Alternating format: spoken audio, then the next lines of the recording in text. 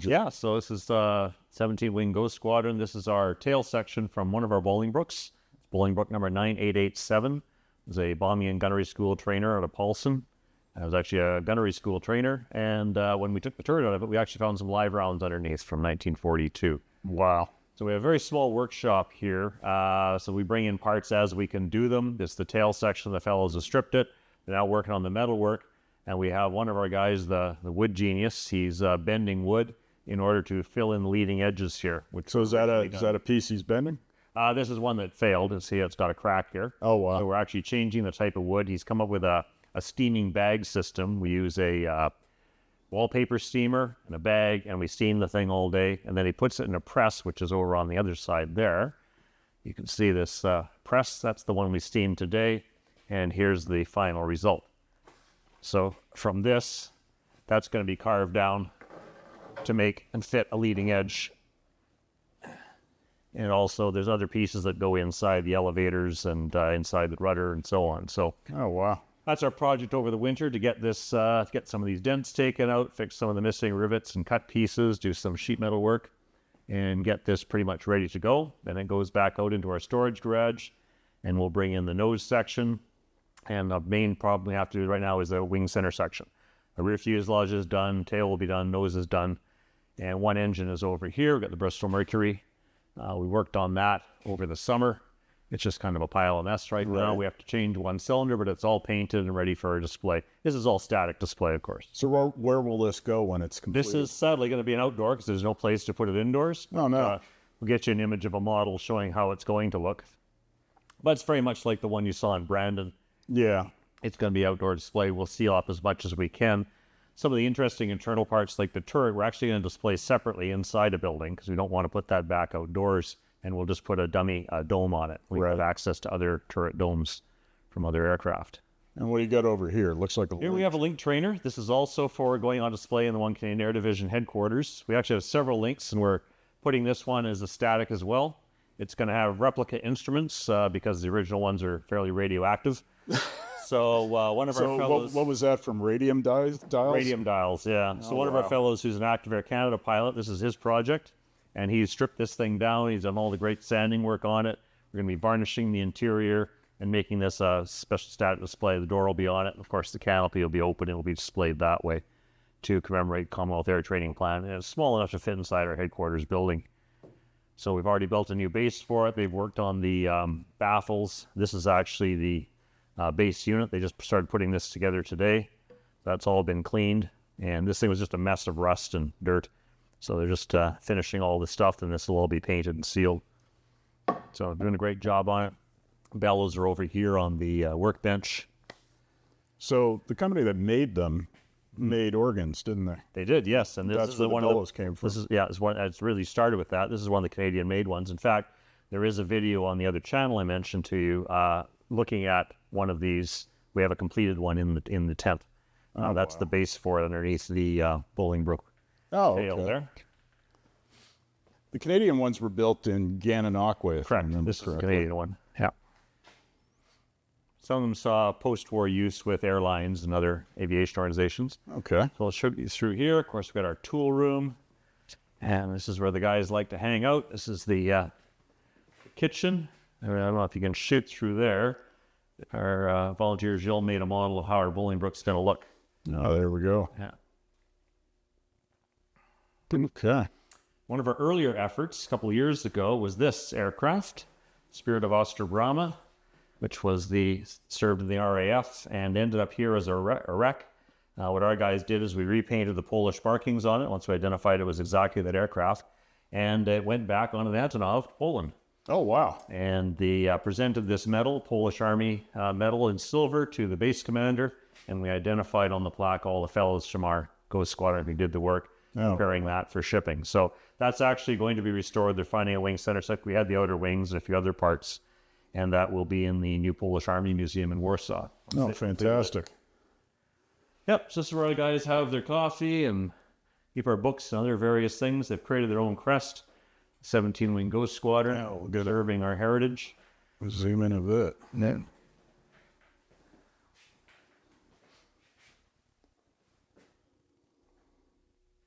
Very nice.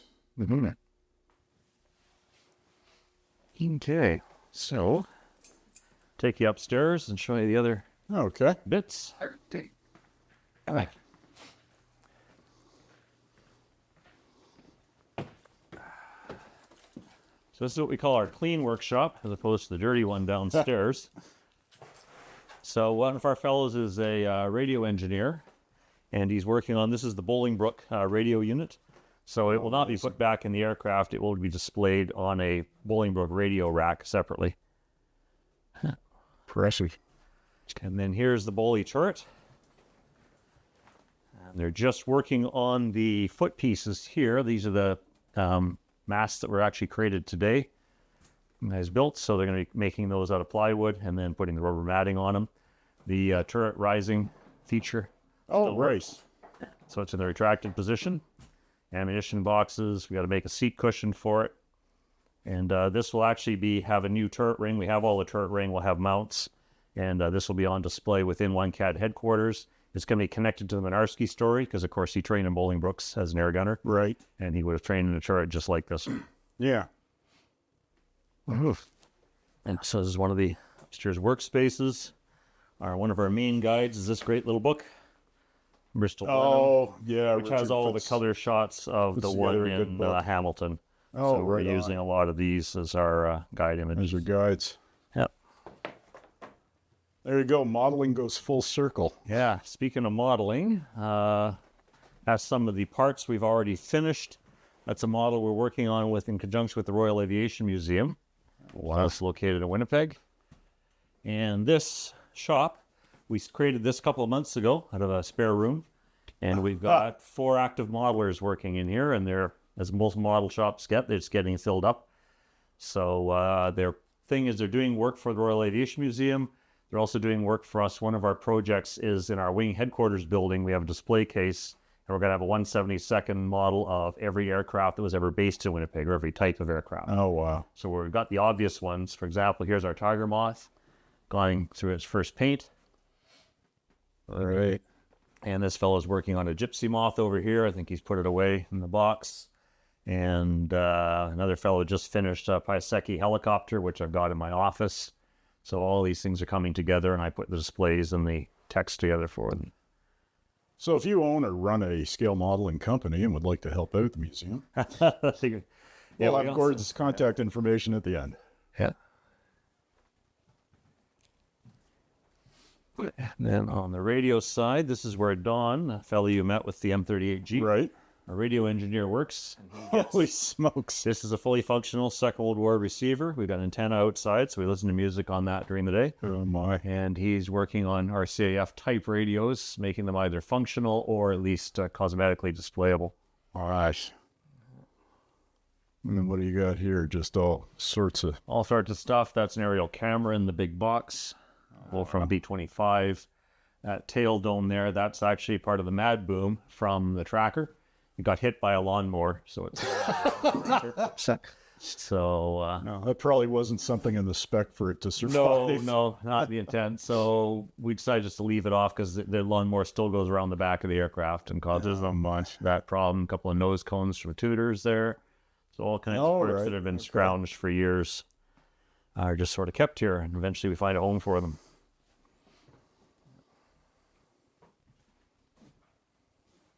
Wow. Shove it here. He's impressive. Go in my office there. So, yeah.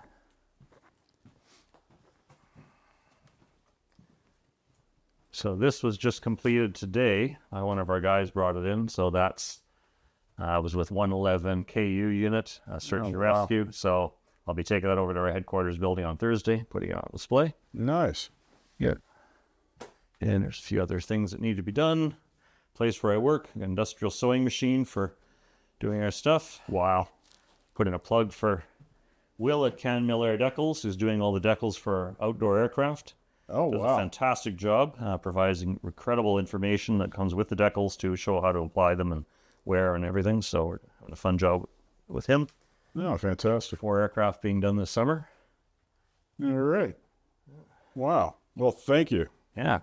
We're also a repository for things people are getting rid of. Lots of books, massive set of Ballantines. These just came in last week. So we're actually, these are going to go in our library, which we do have on the base because we don't have a complete set. So we're adding that. We also have 2 estates worth of models upstairs. Oh, my. You can look through if you want to do any repel therapy. I'd love to. And for the IPMS club here, they're just looking to sell them, get anything they can for them. So phenomenal. We'll all around up there. Sure. This display case is some of the Bolingbroke parts we did earlier. I mean, the small bits like the bomb lifter, just some of the window cranks. We just stuck them in the display case to keep them out of the way. That's the main gun sight that's in front of the pilot on the right there. Right. Interior lights, tail lights, so on, and spare turret frame. So this is the one we're going to put new plexiglass in. This will actually go on the aircraft outdoors and we'll keep that original turret dome on the inside display one. The nice thing about that dome is it's got all the original plexiglass in it, including the Second World War. Yeah, I should show you these details of the Second World War repairs. So that is unheard of. So these are original cracks, and that's how they repaired them back in the day. So modelers, that's wiring. That's something to try and replicate. Holy smokes! I thought it was a repro. Yeah, and that's why we're keeping this one for our indoor display. Yeah, no doubt. It's got everything is bang on. No, that is amazing. That's pretty much everything in this building. There's a pile of full-size decals that's going to go on our CF 101. This is the kind of stuff that Bill provides, details of every marking. Smokes. Where's he located? Ontario. Have to look him up. Can Miller. You can look him up. Yeah. That's great. Amazing work. And we're really focusing, particularly the pedestal aircraft, on the underside markings. All the maintenance decals and details are all going to go on there because people are underneath the aircraft and they see that. Yeah, exactly. So you want them to be correct. Yes, they're all resting out here to get flat, and they should be installed this week, probably tomorrow. Okay. I'll show you some of the other facilities. Follow the keys. That's that one. Right. And got them here somewhere area. Oh, here's from Whizzle. So outdoors, we have a large storage compound. Over there you see a Westinghouse wind tee. Actually from, I believe, Carberry, Manitoba. It was restored in the early 2000s by the group that was here before. It does need a repaint, and we have a space for it. We just have to have a steel pedestal built in order to get it up out of the vandalism levels. Okay. As you can see, it's working perfectly, handling the variable winds we have today. And then we see the quad radar on the right. This was used for a ground control approach back in the 1950s and 60s. Sometimes located in a dome, otherwise in the open like that. That actually, the plan is to put in our air park next to the dew line radar. It has to have a little fence built around it. So a lot of this is waiting on contracting and getting those things done. Behind that, CUCV ambulance, once located at CFB Portage. Our plan with that is it needs a paint touch-up. It's not a runner, but it's all complete. And it's going to go next to the base hospital as a display piece. Oh, cool. So our goal is to get all this stuff moving, but we're just part-time and volunteers. Yeah. So this is the big white tent.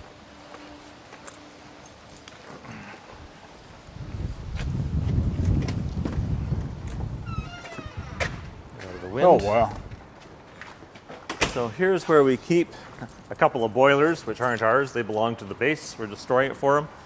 Here's 2 T-33 ejection seats. Gilles Messier, one of our volunteers, has restored these. These are actually going in Barker College, the navigation school. They've already got to, and they're making kind of a fancy seating arrangement out of them. So we're putting special seat cushions so people can sit in them, but it's just kind of a cool thing in their, either in their break room or some other place. So he's just completed those. They were kind of in rough shape. But now we had new decals made for them. He did all this by hand, all the striping. So they're nicely done. That is. Over here you see our Bolingbroke fuselage for number 9887, same one we have in there. It's been all stripped, cleaned on the inside. We built this thing with straps. We can rotate it and turn it any direction we want. So we're just in the process of final metal finishing, take it in for priming and paint. It'll just get one single coat of paint, and then there'll be a final coat after the entire aircraft is together. We have a few parts to make, like there's these cotton bags that go in here for your footrests or your foot holds, and they'll have to be built and inserted. And we have to repair this. This is the photography window at the bottom. We have the window, we just don't have the glass, so we're putting a piece of glass in it. Okay. We have to manufacture an escape hatch here. This original's missing, so we're going to work on that. But we have a new systems or aircraft structures tech. We should be able to put that together. So where did this come from? This came from near McDonald, Manitoba. It was on a farm for years. It was well known to all the pilots who flew over it. It sat out in the field. Both wings were on, both engines on it. One wing might have been on the ground, come to think of it. One engine, both engines were still on it. Bright silver on the top because it had faded, but underneath you can see here, this is all original paint. So there's the 9887, red bands around the wing, untouched. Even the fuel dump tube is uncrushed, as they usually are. Yeah. It's in very nice condition. There's the other wing. There's the top of the center section. You can see the little bathtub part in the center. So there's all its wood fittings, which is rare. That's where you bring the bombs in with the bomb lifter. We have all the engine nacelles. There's one right here behind you. Needs a little bit of panel beading, but it's in pretty good nick. Yeah, it is. And these are untouched since they were recovered in 2014. They've just been brought into this space. Wow. The complete engine is here. Another Mercury. That one's got all the fittings, so it really just needs a clean up and a coat of paint to get it to static state. We're going to have to manufacture some cowl flaps. So, of course, when the farmers took these, they used all the useful bits. And cowl flaps are great because it was a nice little rectangular piece of aluminum. It would simply slide out, and they could make good use of them. So most of them are missing. We have about 3, but they're fairly easy to reproduce. Right. So we will be doing that. Here's the nose section. We're planning to bring this back in this winter and finish off the inside. So it has been basically cleaned. The inside's now going to be painted for preservative in the olive green. And our new structures tech believes he can make the molds to make all the plexiglass. Incredible. So we're going to be working with styrofoam and fiberglass to make a mold and then drape the hot plexiglass over it. There's a lot of compound curves in there, too. It is. It's very complex. Yeah. But the past years, all these pieces have been taken off. All the holes have been retapped. We have new screws. We've just stuck them on with 2 screws just to keep them all in place. Sample of the paint. Wow. We're going to be using. We have a lot of the interior fittings. So for the navigator station, we have the desk and the table. We have the navigator's seat. We have the escape hatch. It's just all been taken out so we can give this thing a complete preservative coat of paint. Incredible. Probably this winter's project. Over here you see the underside of the center section still with nice original paint because as it stood on its landing gear for 70 plus years. Jeez. So here you see where one of the fuel tanks would go. We have the fuel tank. They're just attached with straps to a plate that's screwed on here. It's just been removed. There's the upper inside of the bomb bay.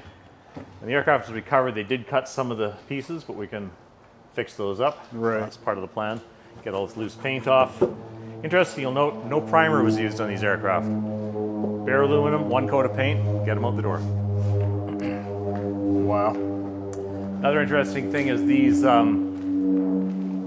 these were used for flares or small bombs. Right. And just like the main bomb doors, if I can get one open here.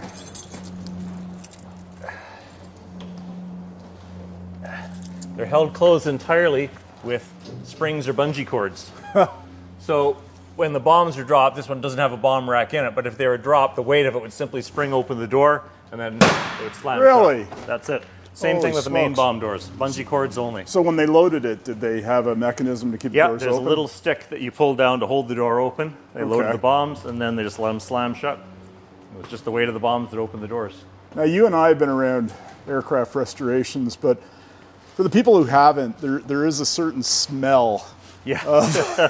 Various oils, lubricants, mold, dust, Yeah, all the everything. stuff. Yeah. And it's really pungent here. In this case, a lot of raccoon droppings. Oh, well, which maybe is- that's what. Because Yeah. we get that too. Yeah, we are in a semi-outdoor building, and Yeah. all the flora and fauna run around in here. So there's the spare fuel tank on the bottom. You can see how it's attached to the wing plate. The 2 tanks above are from an Anson. We have quite a few of those because they get found all over the place. These are very popular for farmers to use Anson fuel tanks. You find them on most farms in the prairies. I was going to say that. Yeah. Because when a wooden Anson rots away, those are still there. So. Right. These are all some of the cowling parts as they were found. Some of them were dug out of the mud when they recovered the aircraft, so they're going to be bent back into shape eventually. This is a bomb bay door, wing fairing. Interesting thing about the bomb bay doors, they are composite. They had like a balsa wood piece first, and then they were sandwiched between 2 pieces of metal. Oh, wow. But the whole inside is lined balsa wood. Now that's rotted away. You just see little fragments of it here. So the plan for us is to remove as much of that as possible, and we're going to use spray foam to fill the space. Thought just that's to where give you it were that going. bulk Yeah. And keep them solid. So. And more cowling parts we'll eventually get to. Again, a volunteer effort with a half dozen guys of varying skills. We're moving far ahead of where we were years ago.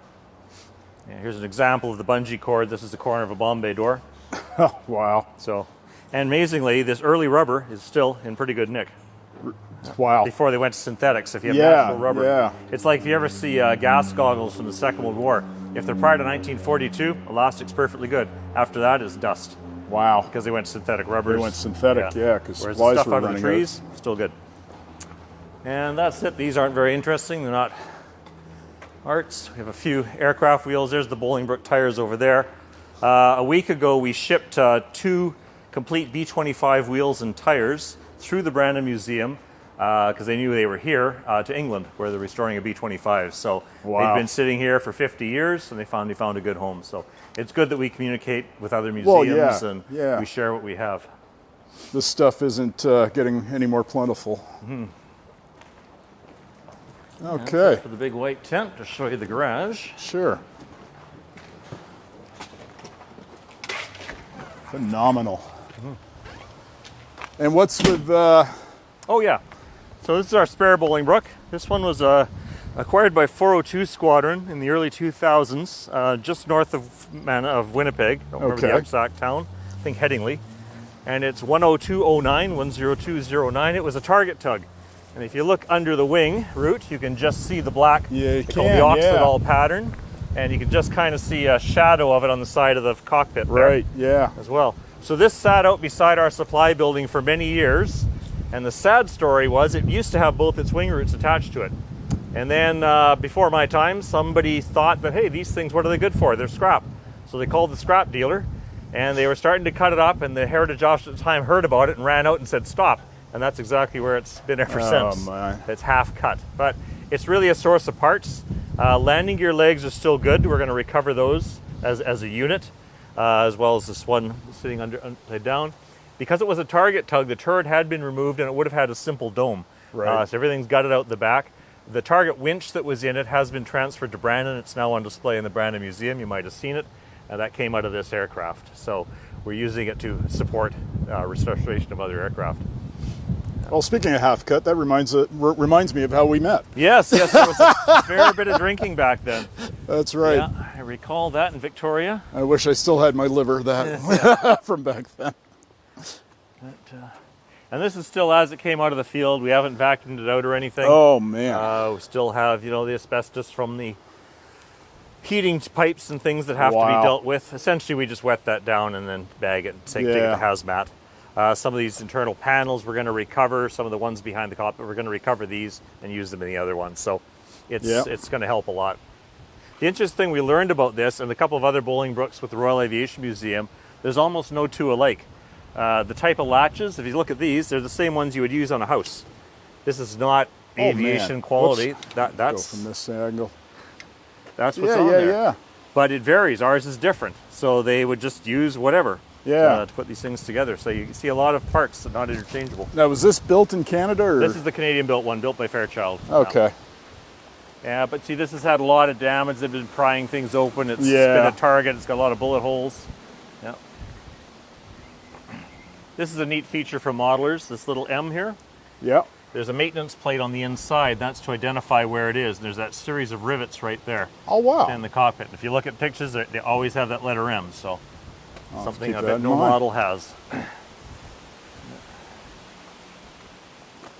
here you can see it went through 2 paint cycles. Originally it would have been all yellow with the black 10209.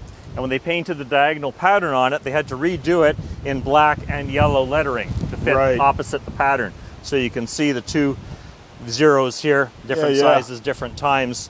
One using straight angled letters, another using rounded. So again, whatever the standard was, they just did whatever they felt like. These were all painted by brush, by hand. Oh, that is incredible. Mm-hmm.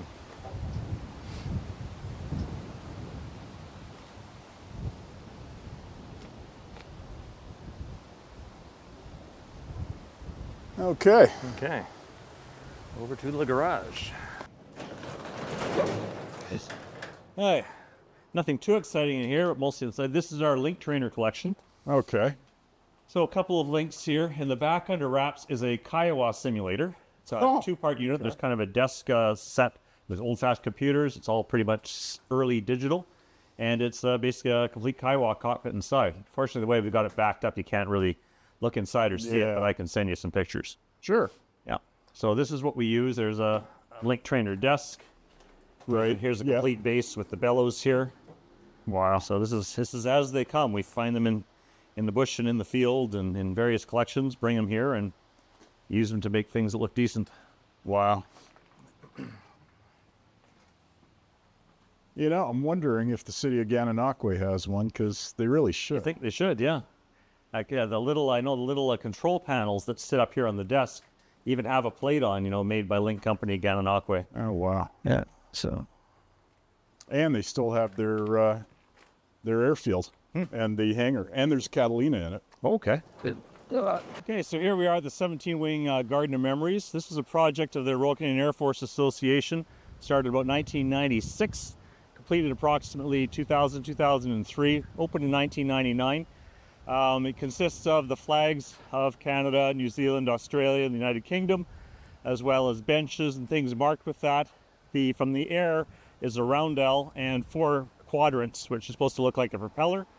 And this commemorates the Commonwealth Air Training Plan, as well as those who served in it. So initially, to pay for it, they sold memory stones. So you'd put a person's name on to commemorate them. If the person was still living, you'll have their year of birth, and the year of death will be added once they pass. It kind of fell into abeyance for a while because the people who started it had passed away themselves. So we've taken it on, and what we do is we scour obituaries every year around August and update all the ones and get the names done in time. We use this park particularly for the Battle of Britain Parade, which we just had this last Sunday. So the wing commander and division commanders come out here. We do the wreath laying and the usual Battle of Britain Parade ceremonies in this location. There's actually 2 places where bleachers are set up, chairs, so several hundred people come here for that ceremony every year. Outstanding. It's also just a place for remembrance. During the COVID epidemic, I would come out here on Remembrance Day, and you'd see a lot of individual people coming just to see the names and just to have a place to go. This is a very popular park because it's outside the base, so it's open 24/7, and we see people coming here all the time. It's adjacent to a really nice woods where you can bring your dogs and kids if you don't mind wood ticks, and there's big picnic tables and everything, so it's really a great location. So we're putting a lot of effort in the last 2 years to get the aircraft repainted.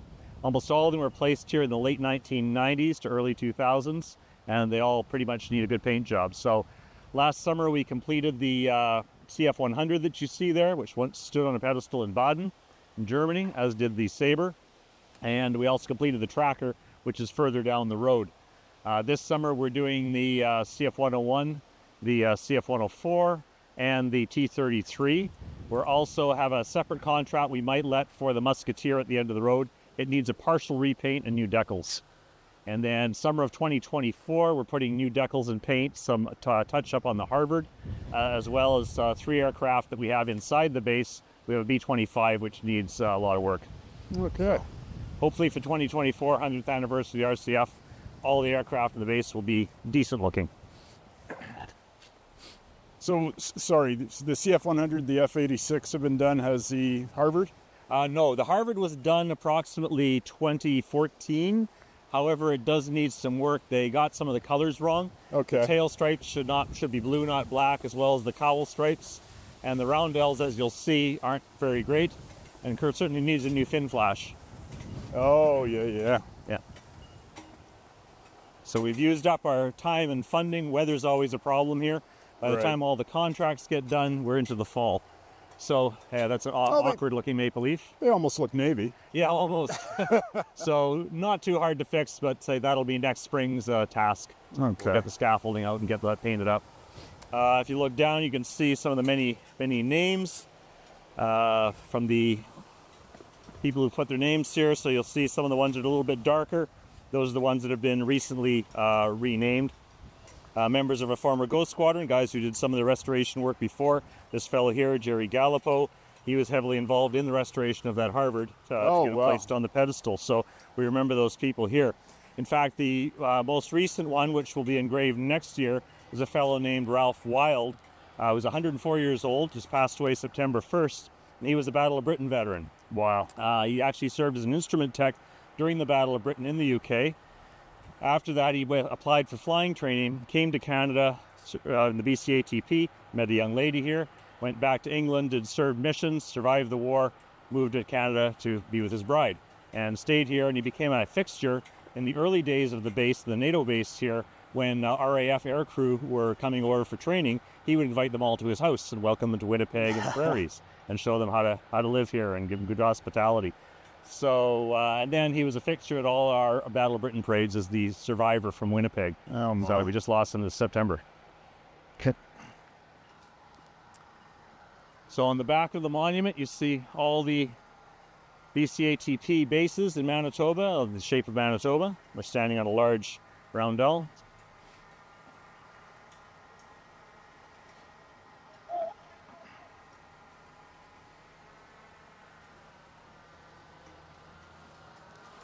And the benches are all things people of New Zealand, in honor of those who serve. Each bench is sponsored by a different group, different squadrons, different organizations. We have a large number of New Zealanders commemorated here. At the time when this was formed, the Royal New Zealand Air Force Association was very active. They got hold of their members, and a lot of members who, of course, who trained here in Manitoba and in the West, bought stones here. Right. So I actually work with that museum to keep track of death dates, because they try to access them from their archives and try to keep their own memorial. So there's the front of it showing the actual location of the bases. Yeah, but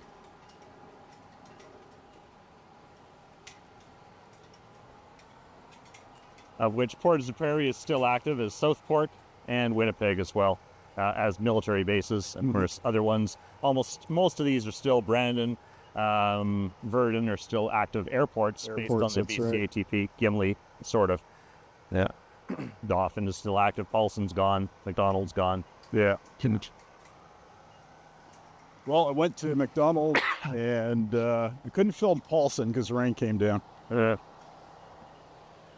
Yeah, so each of the quadrants you'll see has on the corner has the four main Oh, countries. right. Okay. Sorry. So this is the Australian point. Yeah. And there's the back of the entrance. You can see it from the other side. It's got an interesting thing in the fence railings. Bad.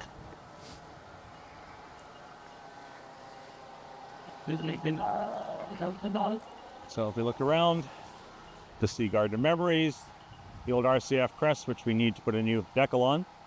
And an interesting feature, Brendan barrels. How that fits the RCF, I don't know, but there we are. I guess somebody had them. Yeah. And We never had an RCAF regiment like the RAF had. No. No, so that doesn't even makes, yeah. So here's our CF 100 painted last summer. And so the feature we point out is trying to get all the underside maintenance markings on, which makes it more interesting since you can't really see the top of the aircraft. Right. So these bronze plaques were all created in the 1990s. This particular one's dated. Yeah, 1999, 6th of June, D-Day anniversary was when they first opened the park. And stones kept being sold until 2003 when all 1,600 spaces were filled. Wow.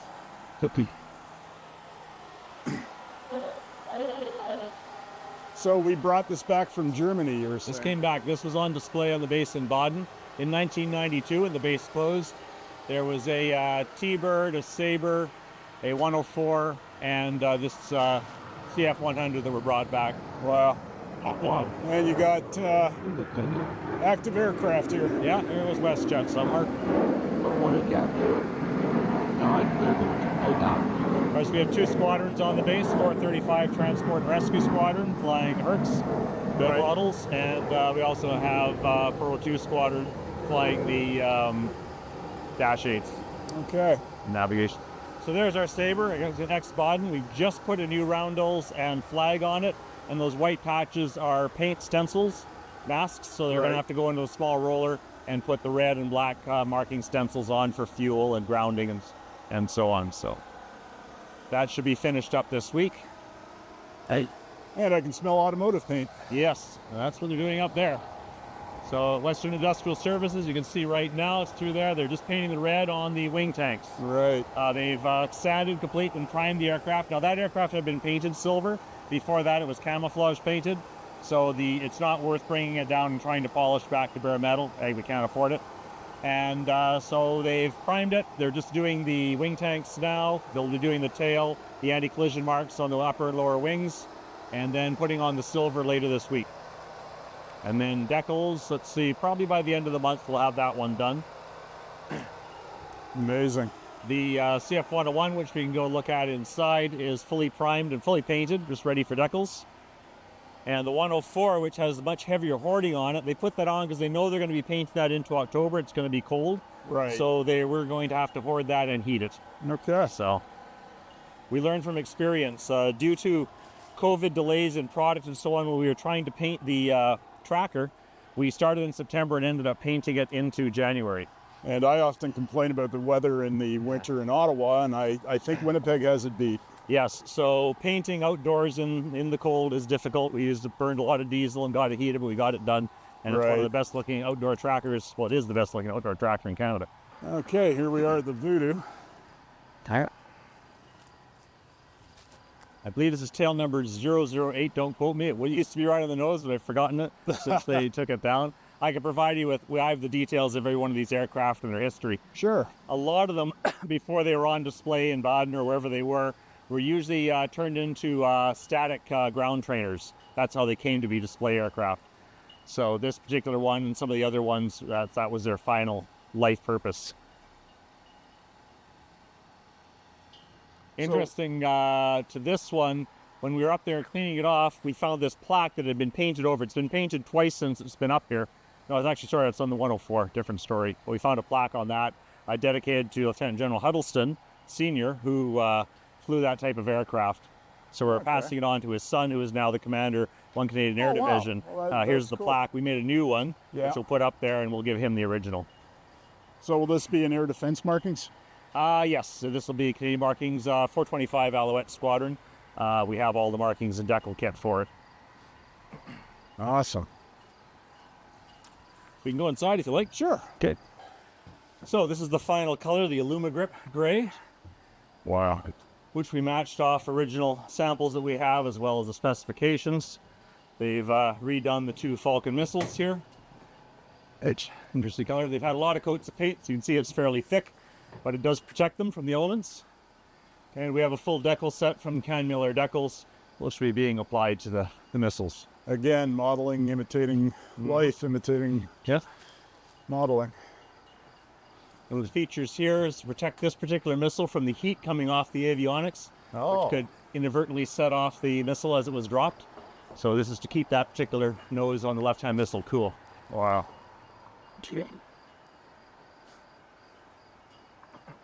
It's a weird vantage point. It is, because here you can see the rotary missile bay. Of course, this could rotate. Have 2 missiles on the other side, or the Genie missile on the inside.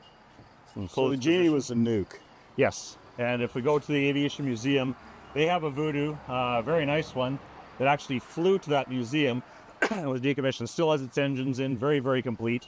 And they have it displayed with the bomb bay half rotated, or the missile bay half rotated. Wow.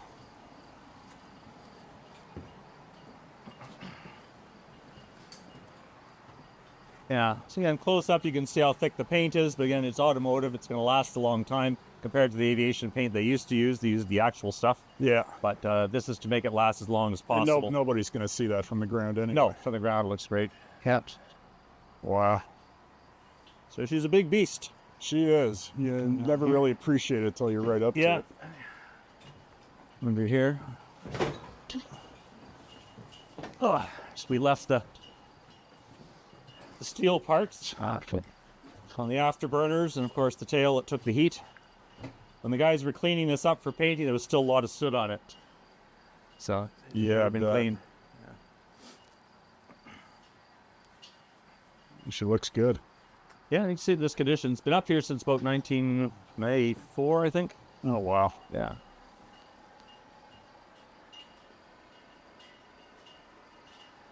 Yeah, fortunately we contain the John Griffin archives. Of course, John Griffin was a great aviation historian, wrote many of the books on aircraft and serial numbers and so on. Plus, he also collected color chips. Oh, So wow. we have original samples of some of the really obscure color codes and things that were used in the 60s, the old Canadian GP12 system. We got Yeah. a full color card set. So we can actually take these to paint manufacturers and get good matches. And get matches. Mm-hmm. Wow. Because the federal standard doesn't work. And Not in Canada, no. no, and we even have an RCF document that says when they switched from GP12 to federal standard, there's notes that said, it's good enough, we'll have to live with it. Wow. So I said, yeah, not the same, but we'll just go with Yeah, that. yeah. Well, that's one angle I never thought I'd get. Yeah, and because this was a maintenance aircraft, it was incomplete when they got it. So the dome there for the infrared sensor just above the nose cone is a replica made out of wood. Oh, wow. When we took it off, it was all broken and cracked. So it's got a lot of Bondo and filler on it, and we're going to put an extra color coat on called black chrome to give it that reflective thing as it would be Right. when it was glass. So this way? Yep. Either side will get you up there, one step at a time. Okay.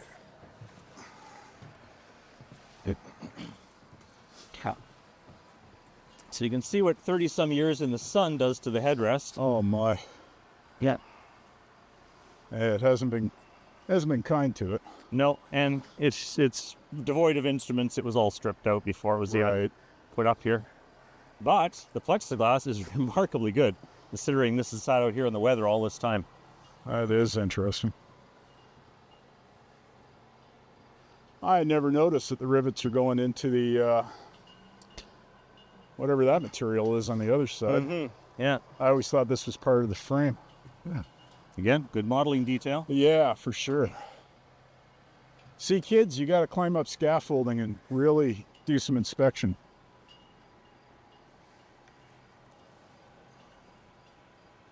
That is incredible. Thank you. Yeah. I'm glad to have you up here. Oh, is this a type of chrome paint you were talking about? That's what it's supposed to look like. That's the original glass. Oh, is it? Yeah, that's Okay. actually original, but we have to replicate that. Holy smokes, that looks great. Yep. Now we're good. Yeah, so this V-shaped section, it's called the NATO section of the park. Of course, aircraft that form our air division in Europe, starting with the Sabre CF-100 in the European camouflage scheme, and the T-Bird, in this case, it'll be in the silver scheme, so it's not too boring. The Eagle, you see in the front there, you might get a shot of that later. That's the monument to the support personnel. Right. Of course, we tend to forget about them, but they're the Yep. people who keep these things flying. They had this great monument designed by a former RCF member and made by an artist, and I think there's some plan to look into this as the design for a badge for maintainers. Oh, that's cool. So that's one Canadian Air Division. Glass building in the background behind all the fences. Hopefully we'll get inside there and show you the displays in that building. Okay. So when I took my regular camera in here, the whole camera just went nuts because of the orange light. So it might okay. do weird things. Let's see. Yeah. And it's dark. And can you even see geez. much? There it is. Yeah. Yeah, you know what? I am not going to get much at all. It's too No. dark. So currently it's just been cleaned, pressure washed, and sanded. This is in the camouflage scheme, Right. European style, and they've just got it ready for prep and prime. Okay. But say because it's indoors and this is going to be heated, Yeah. and they'll create a whole airlock here as well to keep the fumes That's in about and out. all we can get. Yeah. But believe it or not, there is a Starfighter in here. Is it going to go back in European camo or? Yes, it is. Okay. Yeah. Yeah, this one was also once on display in Baden. Oh wow. Was it an active aircraft or was it I'd have to look that up. Okay. It would have been at one time, and I think it probably was also a training aircraft, a ground trainer, right? and then converted to a monument. So this is our Kiowa. We had this painted a couple of years ago. Fortunately, because it was a small aircraft, we were able to take this off the pedestal and take it into the shop. So it was painted in the middle of winter in a proper heated environment. It had been repainted once since it had been put up here in, what year? 1993. And they painted it in all over olive, which wasn't correct for the time period. Right. So we went back to the 2-color camouflage, which we researched and got all proper. We got the proper Squadron marking back on the tail. We even found out the special color for the rotors. Everybody just paints them black? No, Yeah. they're actually green. Oh really? But it's a different green than the camouflage. So of course. again, Yeah. using the John Griffin Library, we were able to use the facilities found there and get all the good information to get this thing marked properly. It's painted in a slight semi-gloss, not the dead flat as it would have been officially. Right. But that's for weather protection. So here's our tracker. I just painted over last winter, again painted in January undercover and finished up. They did a fantastic job. Again, decals, proper Navy ones by Can Mill Air, as well as all the tremendous number of maintenance markings all over the aircraft. Looks incredible. We also did some repairs to it. There are some holes in the top. The little antenna dome that you can see right in the center, just behind the center of the wing, that was missing. We found one in Comox and brought it back here, cleaned it up, put it back on, cover up the exposed radio antenna. The fuel caps had been missing, so we found fuel caps again in Comox or near Comox where the wrecks of these things are stored, and put them on as well. So have you given the lawnmower a tracker emblem? Well, no, but as you can see, there's where the Mad Dome was, and you can see the narrow space, so I could see why the lawnmower would knock it off. Exactly. Yeah. But it's in great shape. You just look at the quality of these markings. Are excellent.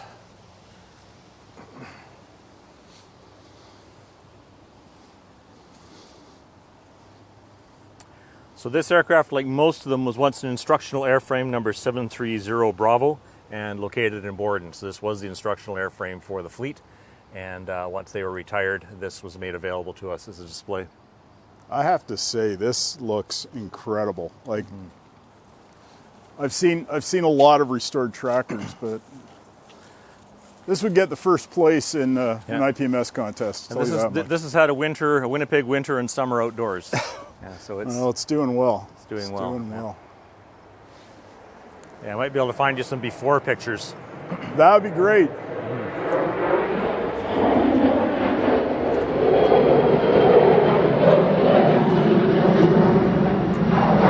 The only thing we don't have for it, and very hard to source, is the searchlight. So it was plated over as it was an instructional airframe, as well all the ones post-naval service had them removed. Right.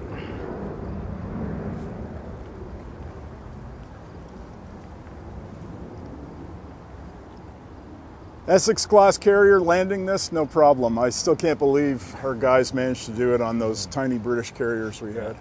Well, of course, this is different than the U.S. one. It had to be shortened to fit our elevators. That's right, yeah. So it's shorter than the U.S. ones. We're still working with the boneyard near Comox to get a pair of windshields. As you can see, they have cracks. Oh, they do, yeah. So there are some available out there, but it's quite a job to get them out with all the screws seized. So we're hoping to get some people out there and salvage them for us so we can replace them from the inside.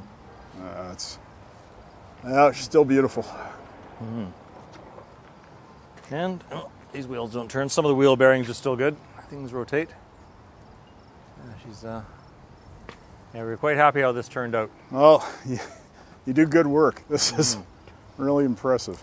The other thing we did a couple of years ago, many of these bronze plaques had corroded quite badly. So this is one of the ones that was refinished. These all had to be sandblasted down, cleaned, repainted, then ground, then clear coated to bring back the original then. One of the problems with bronze plaques is when there's mistakes, they're hard to change, or when things change. So when these park was built, the T-33 was still in active service, and the plaque says, and it's still in service, which it no longer is in 2023. Right. So you should always not date your plaques when you design a plaque. So where to next? Well, we could look at the Musketeer. So this is our Musketeer, used for many years as a primary flight trainer. This one served in Portage la Prairie. It's one of the first batch made, I believe. It does need, as you can see, the wingtips have faded. So we have a former Musketeer pilot. We're trying to get a contract so he can take that, repaint the wingtips, repaint the tail, reapply the roundels and so on. The yellow is actually okay, so we can do it as a minimal job. Right. Yeah, and it's fairly easy to take off the pedestal, remove the wings, get it into a... I guess light aircraft are a lot easier to... Oh, they are, yeah. Easier to lift and everything. So you can see the fading. Oh, yeah, you can see the... Yeah, the fading here for the sun. So you can see also when these decals are applied, they were not on the proper center line in many cases of the aircraft. They're more aligned with the ground than they are with the straight-angled aircraft. So we're going to fix that. The other thing we're doing as we repaint, we research the markings. So both the CF100 and the T33 had their post-1968 unification numbers on it, starting with 100 or 133. In the paint schemes they're wearing now, they would not have had those markings, so we've backdated their tail numbers to what they would have been to fit in. So we're trying to make these as accurate as possible for outdoor displays. Gotcha. Okay, so this is our NORAD AN-PFS 508 search radar antenna. Normally these were housed in very large domes as part of the dew line and pine tree line. And this one was placed here in 1997 to commemorate all those hardworking people up in the north who monitored the scopes for many, many years in these very remote locations and maintained things like this. Now our quad radar, which I saw earlier, is going to go just to the left of it in the open space with a similar mounting of concrete and a little fence. So we'll have two types of radar. One that brought them in and the other would find where they are. Okay, so here we have the CX-144A Challenger. And this is actually the second manufacturer's prototype from Canadair, taken on strength with Canadian Armed Forces in 1988 and used as a development and certification aircraft for the ultimate Challenger fleet, which we ended up with. It was especially marked with the X you see on the tail because it was operated by the Aerospace Engineering and Test Establishment at Cold Lake. Occasionally you'll see pictures of CF-18s firing rockets and so on with that tail X because they're being used for evaluation.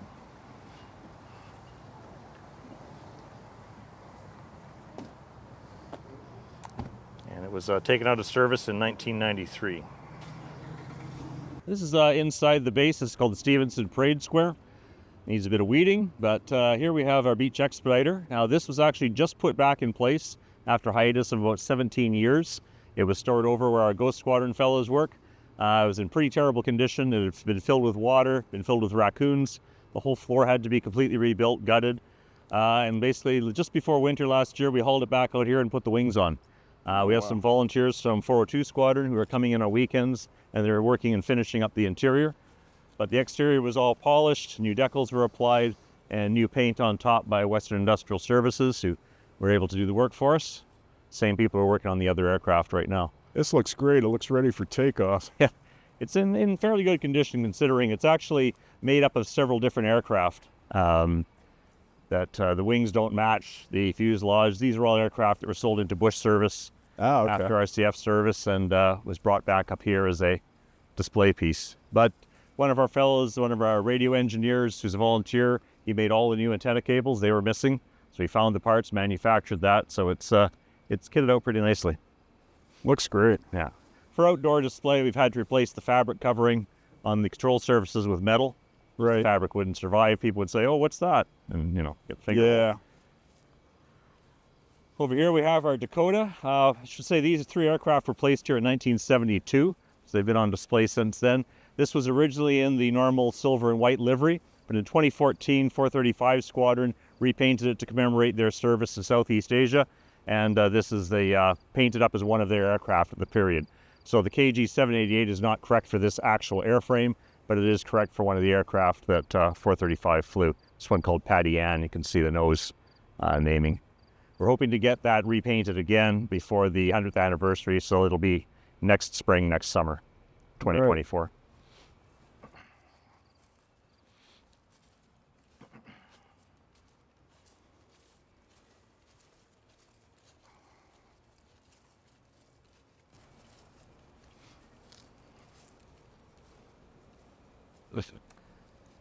Third aircraft on the field is our B-25.